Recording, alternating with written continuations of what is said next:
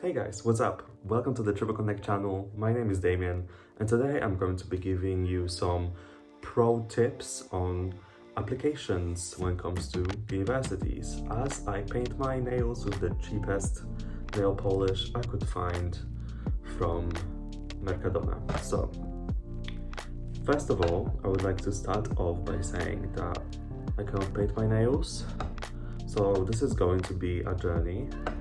And also, I am balancing you on a chair, so that's exciting as well. But without further ado, let's start with the application tips. So, when it comes to the first tip, I would say that a lot of people tend to focus on the university league tables way too much, and they can be very misleading. So yeah, when it comes to university rankings that you can find online, you probably came across a QS World Rankings, which is a good ranking if you care about the reputation of the university, since in the methodology they outline that I think 40% of the whole ranking is based just on the reputation. So let me give you an example of the University of Manchester. Also, look how tragic. But the University of Manchester, according to the QS World Rankings, is 28th in the world. Now, this could be true if you're going to take it for, 100% a reliable source or whatnot. But then when you look at the Guardian University Rankings, the University of Manchester is allegedly the 27th in the world. In the UK. So if you think about it, it doesn't really make much sense, because how can the University of Manchester be both 28th or 27th respectively in the world and in the UK? That doesn't make quite much sense. And then when you look at the Complete University Guide, which is another key ranking in the UK when it comes to unis, they put University of Manchester as the 13th in the world, in the UK. So these rankings really can be misleading, and this is something that I fell a victim to, because when I was looking at the university as I was applying a few years ago, I was looking at the rankings. I was like, oh my god, the University of Birmingham is the best for this subject that I'm studying, which are languages. But in reality, I should have focused more on the actual course, because at the end of the day, the rankings change every single year, and if they change every single year, then obviously you're going to get results.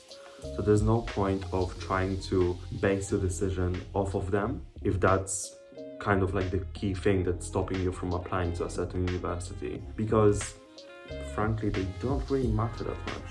Also, what the hell? And then the second point that kind of leads me to it is that you have 5 applications, you've got 5 spots for your universities. And as stressful as it might be, and if you think that you've made a wrong choice by applying to the 5 universities that you chose, or maybe you don't get offers from them because you applied to very competitive universities and whatnot, you still have a chance to apply to one more university, because UCAS allows you to have a 6th choice if you get rejected from all 5 of the universities that you applied for. Although this is not something that, we want, this is something that does happen, and it's good to just keep that in mind.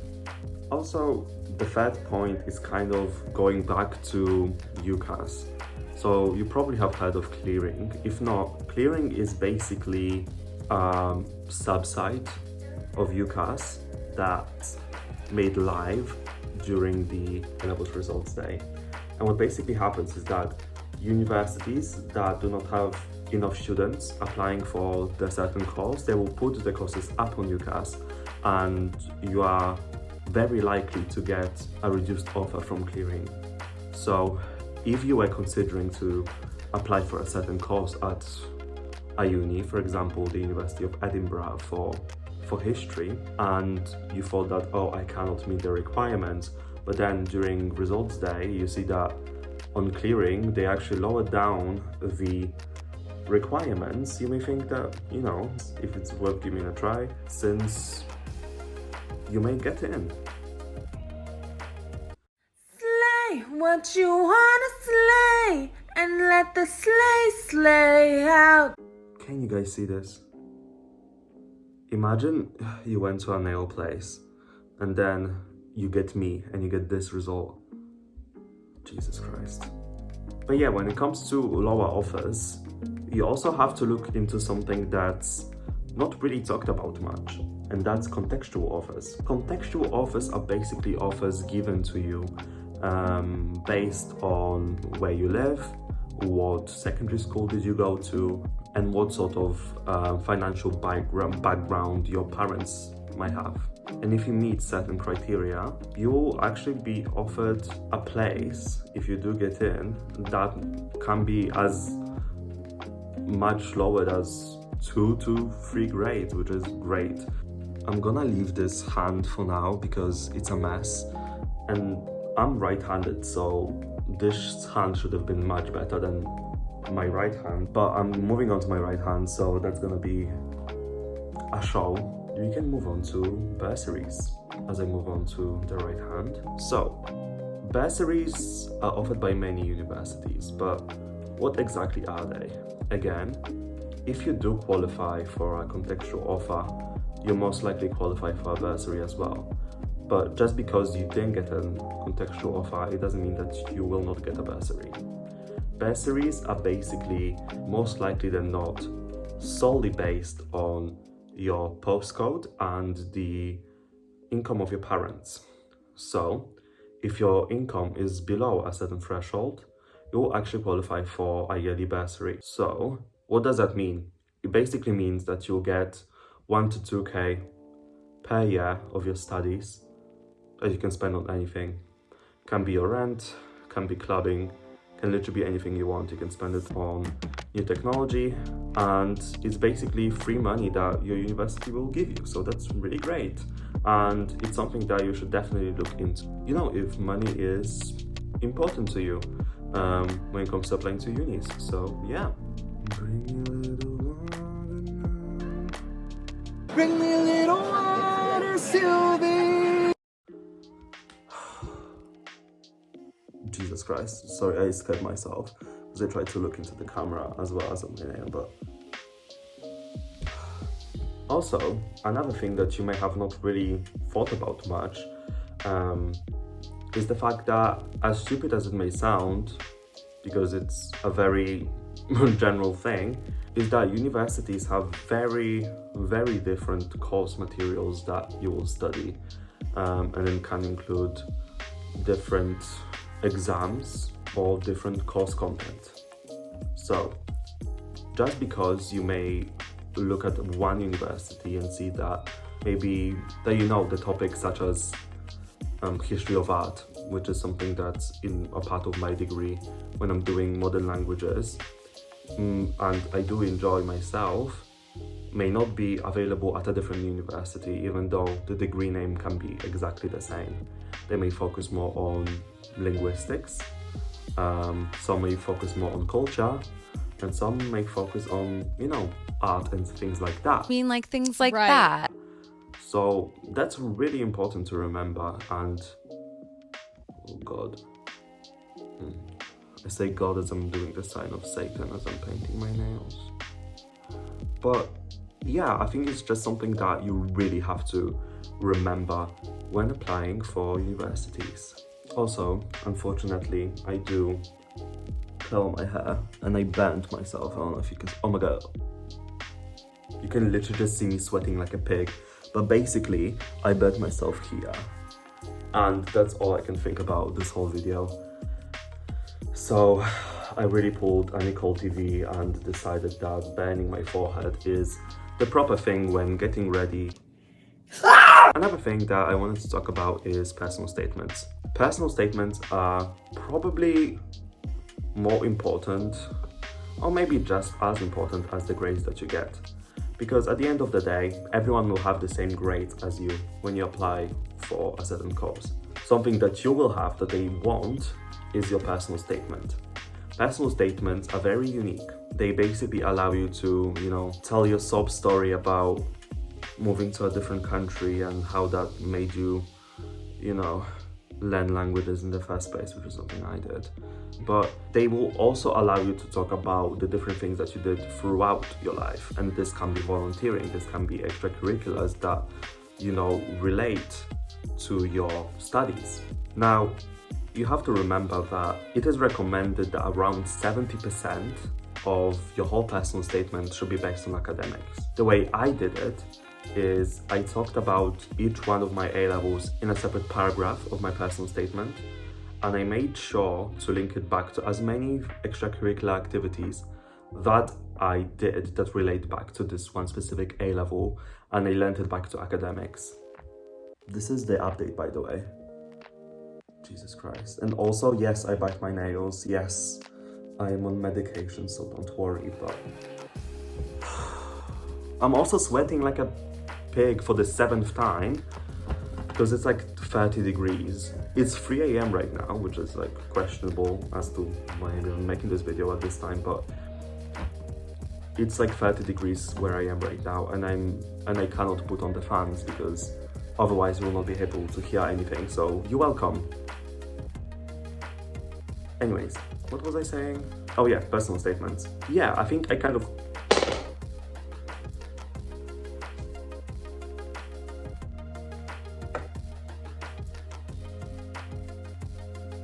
Sorry for this disruption, but I don't think the gods appreciated my nail painting skills, and they decided that peeling the nail polish would be the only thing that to stop me from painting my nails. But anyways, I've got 2 nails left, so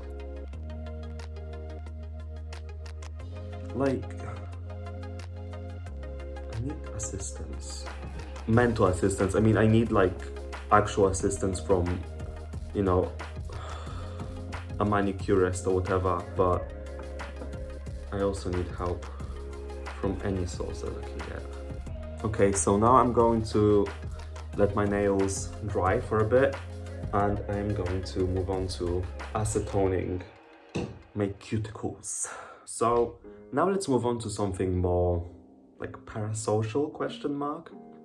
So when it comes to applying to university, it is very good to get your parents' advice, your family's advice, your friends' advice and thoughts about applying to university, and sharing your ideas and your wants and getting their feedback. But the one thing you have to also remember is that you will be the one studying, and you will be the one stuck doing this degree for 3 years. It will not be them. So if you feel like you're being forced to pick a certain pathway and you really know deep in your heart that this is something that's going to make you really unhappy in the long run, then you shouldn't do it. Now, I know that it may be much more difficult than just being like, okay, well, I have this sort of pressure to maybe do like medicine and engineering, but at the end of the day, you will have to study very intense material that you'll be struggling with. And if it's something that you do not have any interest in, it is something that you will not be able to put in much work, like head work, and you may fail, because if you will not have the energy to do intense studying for 3+ years at uni, then granted you probably will not do as well as you might if you had picked the subject that you're really passionate about. Now, the last thing I want to mention before I move on to fixing this mess is the use of different free things that you can find online to help you with applying to uni. Also, look how sick this is. It's like a little flower that you press and you get the acetone out. It squirts a lot, but don't we all like a little bit of a squirt to fix our issues? It's working well so far. Anyways, there are a lot of different free resources online that you can find. For example, you can find out different articles on how to write your personal statement and how to create your perfect art school portfolio. But A lot of the time you need advice from somebody that you don't know at all, that you can communicate with and talk about any issues that you may have. And this is where TripleConnect comes into the equation. So at TripleConnect, we offer a free group. So we have a free Discord group where you're able to connect with students all around the UK. You're able to discuss your ideas, any queries, you can revise together, you can ask for any sort of advice, and you can use them to your advantage. You can mark each other's essays, you can try to arrange study dates, you can do anything you want. In addition, people like me that work at TripleConnect will be available, and we are able to give you some advice as well. Sorry, it's like dripping, but yeah. So yeah, people that work at TripleConnect, people like me, will be able to, supervise the group, and we'll be able to share some of the advice that we have based on our own experiences and on research that we do for you, so you don't have to do it yourself, and sharing certain pieces of information that you otherwise would have to pay for online. For example, essays from universities, from A-levels, CV checks that we can do, and personal statement checks, and all of them are for free. We really wanted to create this community to allow people to connect with each other. I mean, this is kind of everything that we're about, TripleConnect, and allowing you to get the best results possible for paying nothing. It's starting to look better, huh? Maybe I'm not. Oh my god, the contrast between like these three fingers and these two fingers. I had to count how many fingers I have. Anyways, the contrast is shocking. So yeah, all of these resources, we find them, we make them accessible to you, and we allow you to connect with people all over the UK. So that's something that I really recommend. There's going to be a link down below where you're able to sign up for free. Don't worry, it's all for free. And you're able to get access to the Discord group. So what are you waiting for, honestly? So this is what happened. Dumb, unattractive, overweight, unworthy, untalented. It's way too wet, and every time I apply acetone, it's just making it worse. But I can't be bothered anymore. I hate painting my nails. I wish I was capable. So these are the unfortunate results. Beautiful. Yes, I'm not showing you exactly how they look up close because I don't want to embarrass myself even more. But thank you so much for watching this video. I really appreciate it, and make sure to check out TripleConnect, and thank you. Bye bye.